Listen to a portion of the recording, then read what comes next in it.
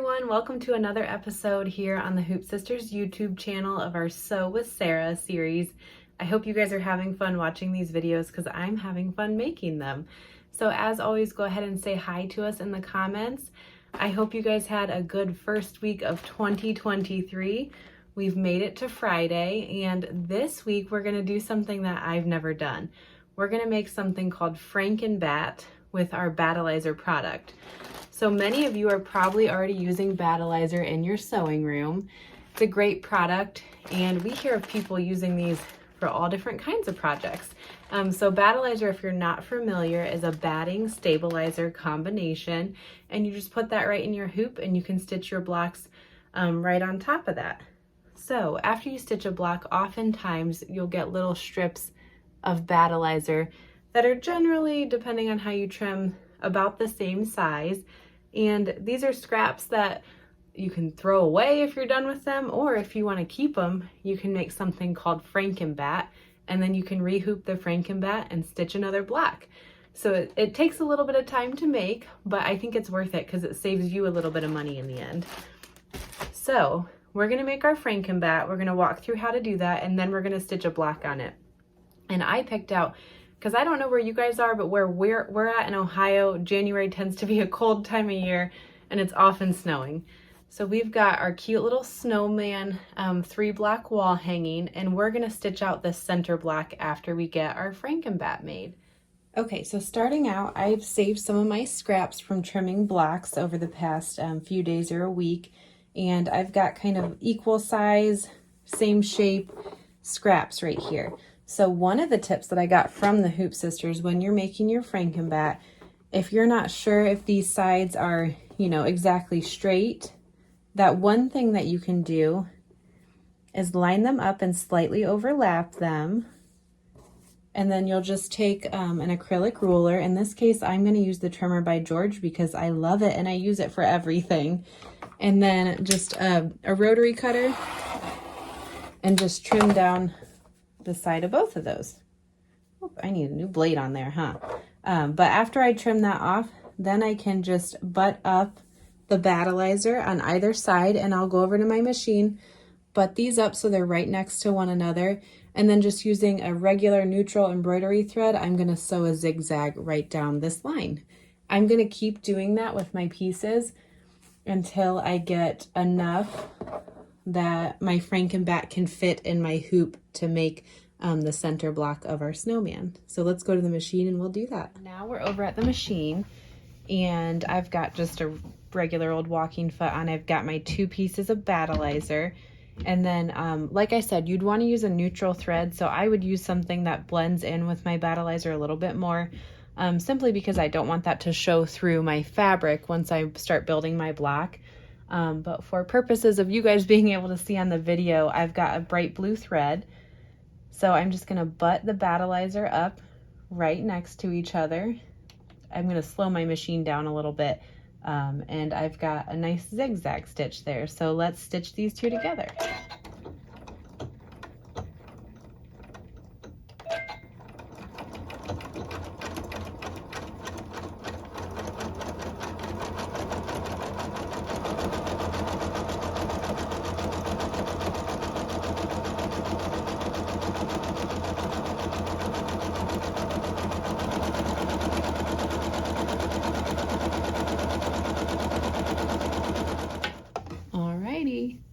And there is our first piece of Frankenbatt that we have sewn together.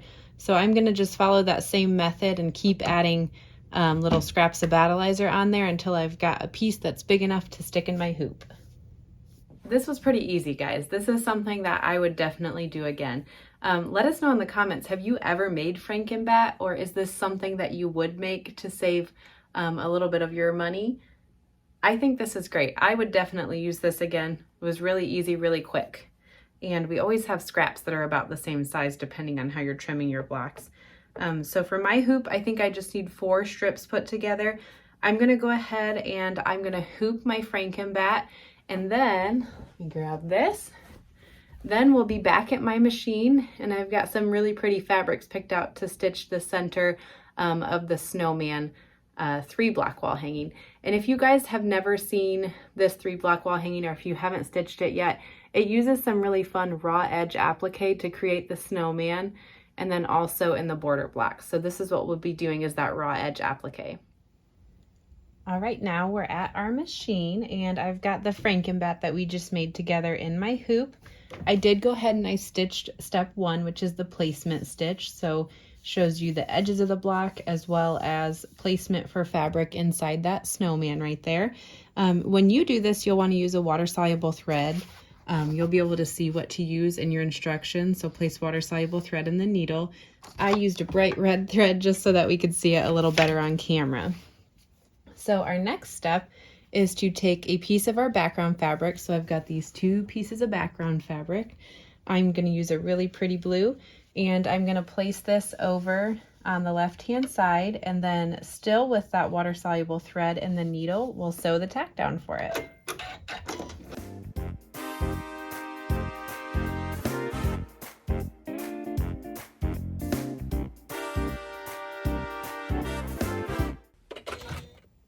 Okay, now that we've got this tacked down, I'm going to use the Hoop Scissors Mini, which I love these scissors, and I'm going to trim a scant 1/4 inch from the tack down stitching on the inside of the block.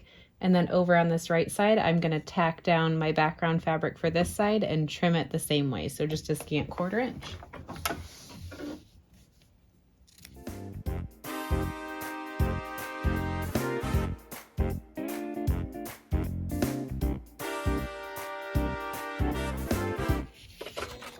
And now we're on step 4, and oh, can you guys see that? For step 4, we're going to just use a thread that matches our background fabric and sew the quilting. Now we're on step 5, and for step 5, we're going to take a brown thread, just whatever shade of brown works with your fabrics, and we're going to stitch the snowman arms.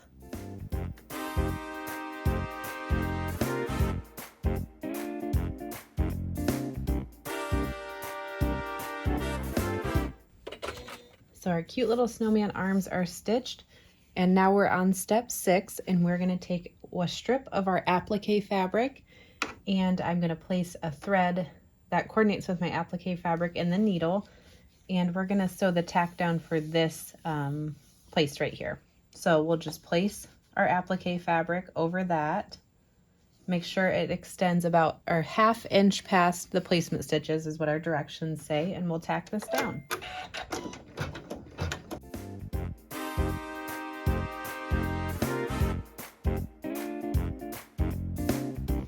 And now we need to trim this. So we'll use our Hoop Scissors Mini again to trim. Where it did the back stitch, we're gonna trim about, let's see, a scant 1/4 inch. So on the inside of the snowman, and then where this fabric is gonna fall over the scarf, we're just gonna trim about a 1/4 inch.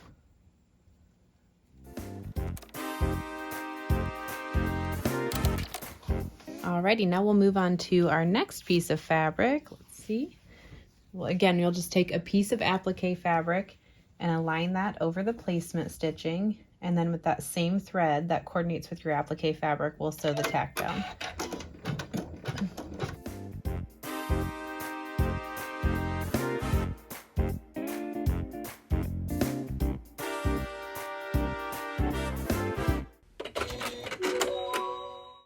Okay, and now we need to trim this piece again, and we'll trim it the same way, except for this time it's on the outside edge of the block, and you always want to leave about a 1/2 inch of fabric on that outside edge. And then where it hits that scarf, I'm going to trim about a 1/4 inch, and then on the inside of the snowman, where it's overlapping my other fabric, I'll trim about a scant 1/4 inch or an 1/8 of an inch. One of the things that's nice about this project is it's pretty forgiving. So if you trim a little too close in one place or a little too far away, that's really okay.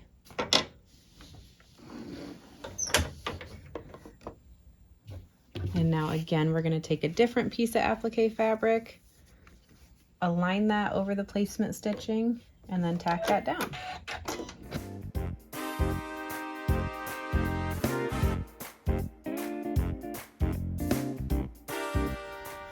All right, and now we'll trim this the same way.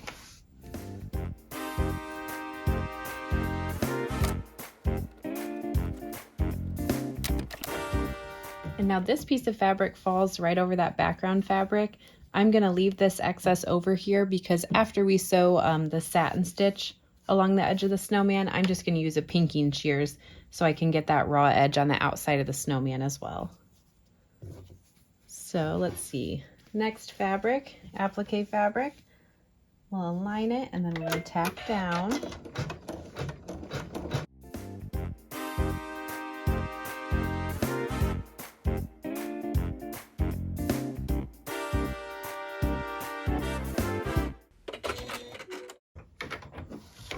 Okay, now we're going to trim this piece.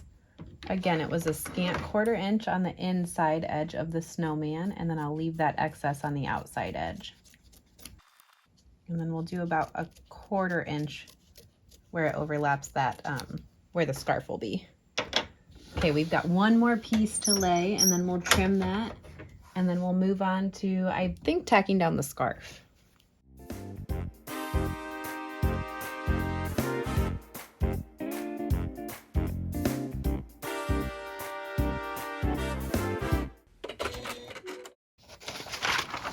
Okay, I was wrong. We're not going to tack down the scarf quite yet. We're just going to use that same thread and we're going to sew the cute little snowflake quilting on the snowman's body.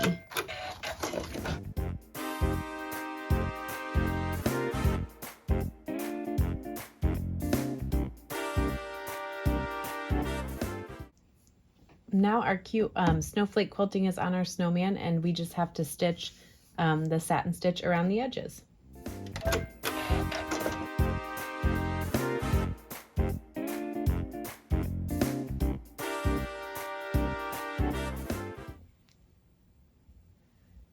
For step 13, I put a thread in the needle that matches my scarf fabric.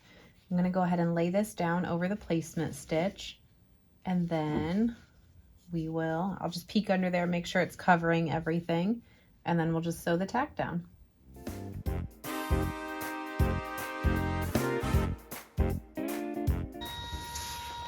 And as I was tacking that down, I realized I didn't read my instructions to the fullest. For the last step, I was supposed to use the pinking shears and trim away the snowman fabric along that satin stitch, but we'll keep going and see if we can't fix that mistake at the end. So our next step, we're not gonna trim our fabric yet.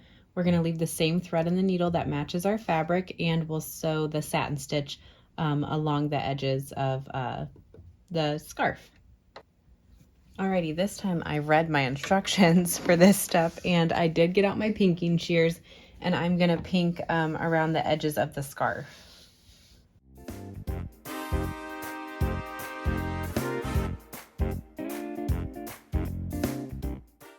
And now we just have a couple more steps left. So step 15, you'd place a water-soluble thread in your needle.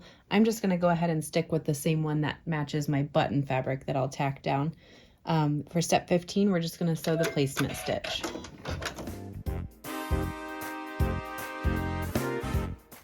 And then step 16, I'll take my fabric, and let me trim this. I'll take my fabric, I'm going to align it over the placement stitching and sew the tack down.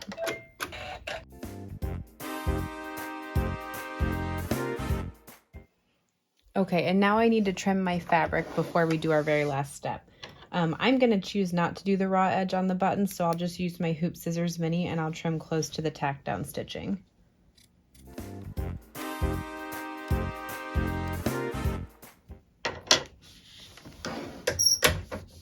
Okay, and now that I've got that fabric trimmed, we'll keep that same thread in the needle that matches our fabric and sew the satin stitch.